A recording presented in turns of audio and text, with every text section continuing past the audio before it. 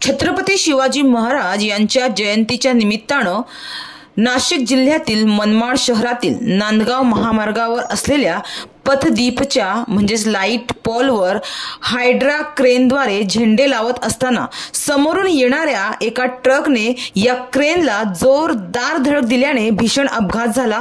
या अपघातात 2 जण जागीच ठार झाले तर 3 जण गंभीर जखमी झाले आहेत। त्यांना प्रथम उपचार करून मालेगाव येथे हलवण्यात आले आहे। जखमी आणि मृतांची नावे अद्याप समजली नसून पुढील तपास पोलीस करीत आहेत।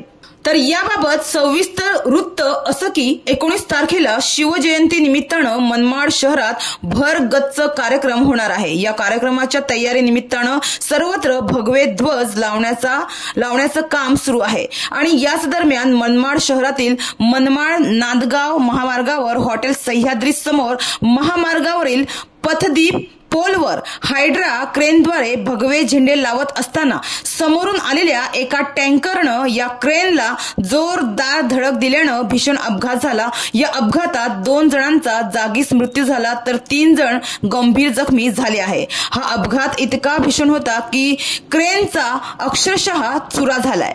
मुळात राष्ट्रीय महामार्गावर अंदाज न आल्याने हा अपघात झाला अशी माहिती प्रत्यक्षदर्शीनं दिली आहे।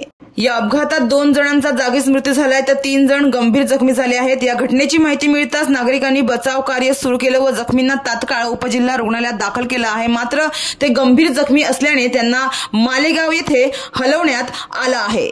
मनमाडवरून आवेश कुरेशी, विकास समाचार।